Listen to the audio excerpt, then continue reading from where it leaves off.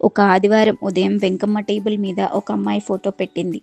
చాలా పెద్ద కోటీశ్వరుల కుటుంబానికి చెందిన అమ్మాయి. ప్రదీప్, ఈ అమ్మాయిని చూడు అని వెంకమ్మ మురిసిపోతూ, ఈ అమ్మాయి వస్తే మనకు భారీగా కట్నం వస్తుంది. అన్నింటికంటే ముఖ్యమైన విషయం ఏంటంటే తను వయస్సులో చాలా చిన్నది. ఆ నందినిలా ఈ అమ్మాయికి సొంత తెలివితేటలు, ఎదురు ప్రశ్నలు వేయడం వంటివి ఏమీ ఉండవు. దీన్ని నేను నా ఇష్టం వచ్చినట్లు మార్చుకోవచ్చు. నేను ఎలా చెప్తే అలా వింటుంది. నా ఇష్టం వచ్చినట్లు మార్చుకుంటాను అనే ఆ ఒక్క మాట ప్రదీప్ మీద పిడుగు పడ్డట్టు అయ్యింది.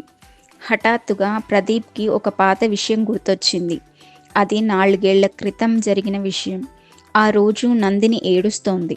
ఎందుకంటే జబ్బుగా ఉన్న వాళ్ళ నాన్నను చూడ్డానికి తరచుగా వెళుతుందని ఆమెను కోప్పడ్డాను. అసలు తను ఎందుకు కోప్పడ్డాడు? ప్రదీప్ ఒక్కసారి వెనక్కి ఆలోచించుకున్నాడు. ఆ సాయంత్రం వెంకమ్మ అతని చెవిలో ఇలా నూరిపోసింది. ప్రదీప్, నందిని అలా మాటిమాటికి పుట్టింటికి వెళ్తుందంటే మన ఇంటిని లెక్క చేయనట్టే. తనకి నీకంటే వాళ్ళే ఎక్కువ. భర్త కంటే పుట్టింటిని ఎక్కువగా ప్రేమించే భార్యతో చాలా ప్రమాదం అనడంతో తను అలా ప్రవర్తించాడు. అంటే? ప్రదీప్ రాయిలా ఉండిపోయాడు ఒక్క నిమిషం. ఇన్నాళ్ళు అతని కళ్ళకు కట్టిన మాయ పొరలు మెల్లిగా తొలగిపోతున్నాయి. ఆ రోజు చీర విషయం గుర్తు చేసుకున్నాడు. నిజానికి నందిని కాటన్ చీర కట్టుకుంటే చాలా అందంగా ఉంటుందని ప్రదీప్ అనుకున్నాడు. కానీ వాళ్ళమ్మ అది పని మనిషిలా ఉంది, మన స్థాయిని తగ్గిస్తుంది అని చెప్పింది. నిజమని నమ్మాడు అప్పుడు.